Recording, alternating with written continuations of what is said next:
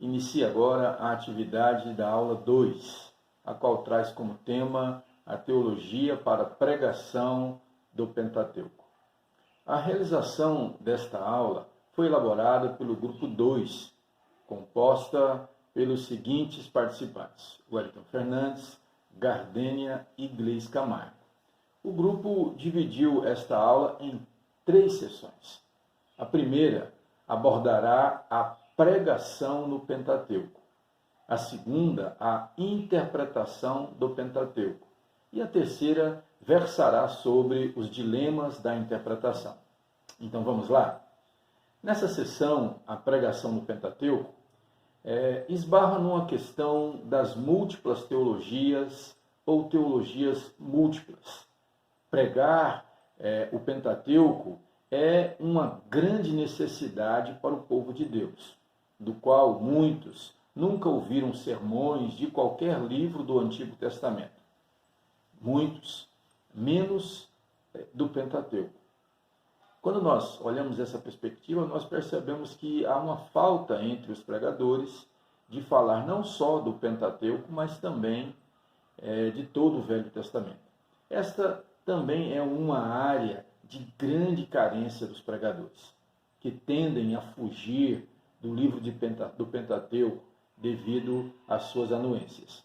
A ideia aqui é que muitos pregadores se embaraçam com as variedades de temas e conteúdos contidos no Pentateuco, fazendo uma dicotomia, separando ali os escritos registrados com a figura de Cristo, alegorizando ou tipificando aquilo que o texto não diz. Por isso, muitos nem tentam pregar. Fogem, então, desta realidade de pregar sobre o Pentateuco devido às dificuldades alegóricas e tipológicas.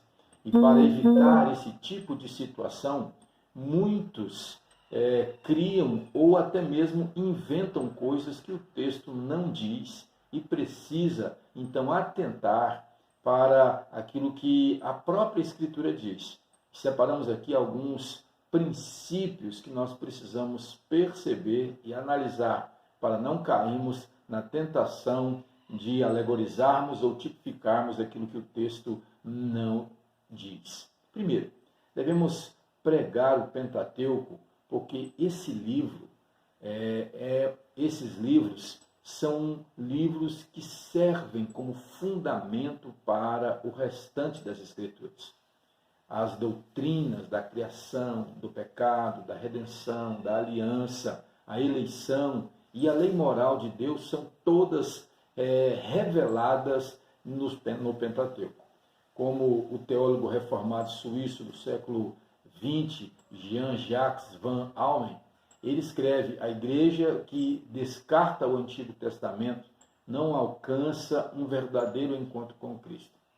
Se não pregarmos o Antigo Testamento, nós não roubamos do nosso povo só a verdade vital, mas também roubamos deles a tela sobre a qual o Espírito Santo pinta Cristo no Novo Testamento. Pregar de forma expositiva é uma urgência para que seja revelado a importância, a necessidade e natureza de Cristo. Somente expondo o que o texto revela e buscando aplicar de forma clara o seu conteúdo, sem enfeites ou subterfúgios linguísticos para florear aquilo que é simples e compreensível. Só desta forma que o pregador poderá mostrar a unidade dos textos bíblicos. Lembrando que cada sermão deve girar em torno de 2 pontos principais: doutrina e uso, ou, em nossas terminologias, exposição e aplicação. Pregar o Pentateuco de forma clara significa pregar a aplicação e utilização do texto de maneira que os ouvintes percebam a obra de Cristo no texto narrado e exposto. Essa pregação demanda uma boa interpretação, compreendendo alegorias, as tipologias registradas de forma que as mesmas possam encorar a figura de Cristo ressurreto, cumprindo as leis e mostrando a obra redentora de Cristo a todos os homens. Esse princípio é básico para que nós venhamos compreender como funciona e como trabalhar essa interpretação das alegorias e das tipologias.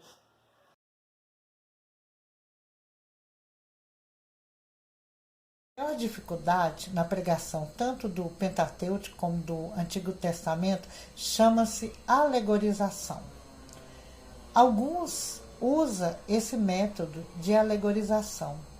Alegoria, todos vê detalhes que têm significado simbólico.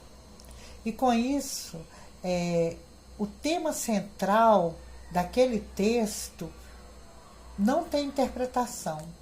E a melhor maneira de interpretar o Antigo Testamento ou o Pentateuco é usando a tipologia ancorada no Novo Testamento.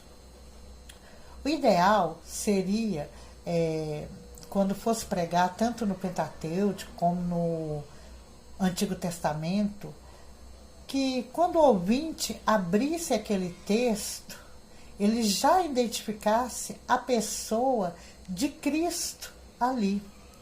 E a gente vê uma grande dificuldade de pregar tanto o Antigo Testamento como o Novo Testamento, por causa da linguagem, da distância histórica e cultural. Sendo assim, as pessoas vão ter uma dificuldade de relacionar a pessoa de Cristo àquele texto. A mesma coisa acontece no Novo Testamento. Muitas das vezes, a pessoa tem dificuldade de relacionar a obra de Cristo àquele texto que está sendo lido.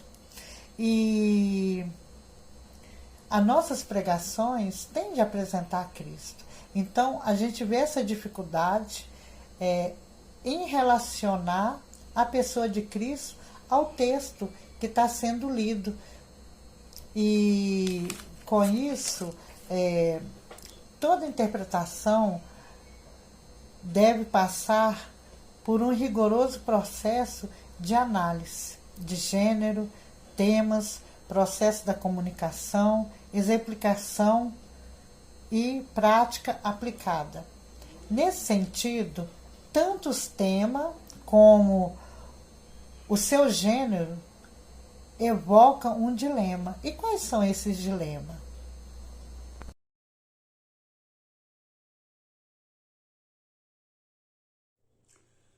Um dos problemas na pregação do Antigo Testamento é que o Evangelho ele mostra o que Deus fez e faz. E a ética cristã ela apresenta o que o crente deve fazer em resposta a Deus. E aí você não deve pregar ética cristã desassociada de Cristo. E a carta aos Gálatas ela demonstra justamente que é impossível viver as obrigações cristãs sem a graça. Essa é uma grande verdade. E aí surge o dilema clássico na pregação do Antigo Testamento. É que nós devemos fazer não apenas uma pregação bíblica, mas uma pregação bíblica cristã. É essa que é o nosso objetivo. Uma pregação pode ser bíblica sem ser cristã.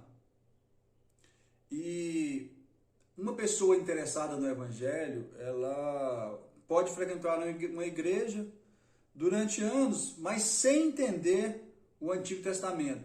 Justamente porque essa ideia de separação entre o Antigo Testamento e o Novo Testamento é uma ideia muito forte na nossa cultura e que os estudos mais recentes, mais modernos, e quando a gente fala recente, a gente não está falando que é de hoje, mas já tem algumas décadas esses estudos, eles pregam que não há separação entre os testamentos, mas eles passam a ideia de progressividade. O Deus do Antigo Testamento parece diferente do Deus do Novo Testamento. Porque muitas vezes é apresentado um Deus implacável no Antigo Testamento, sanguinário, e no Novo Testamento é um Deus perdoador. Mas isso é o dilema clássico, né, de se pregar o Antigo Testamento. Agora, uma leitura superficial, ela pode levar a crer que a Bíblia apresenta dois testamentos, né, dois deuses ou duas propostas de crença e prática, e aí pode haver uma separação entre a religião do Antigo Testamento e da religião do Novo Testamento. Esse é o dilema que nos é proposto, mas a gente sabe que ele não é real, ele não é verdadeiro, porque a ideia é de progressividade, é de continuismo, né, das alianças. Pois bem, irmãos, diante disso que nós colocamos até agora, a gente começa a discutir sobre os problemas na pregação do Antigo Testamento. Porque se nós não tomarmos cuidado, nós acabamos transformando o Antigo Testamento num conjunto de regras de observância de leis, pura e simplesmente. E não é essa a proposta. Nós devemos lembrar que o Evangelho ele apresenta o que Deus fez, né, e o que Deus faz. E a ética cristã, ela apresenta, ou ela deve ser aquilo que a resposta que o crente dá a Deus a respeito do que ele faz, né, a respeito desse Deus. É a resposta do crente. Por isso nós temos que tomar muito cuidado, que nós não devemos pregar a ética cristã desassociada de Cristo.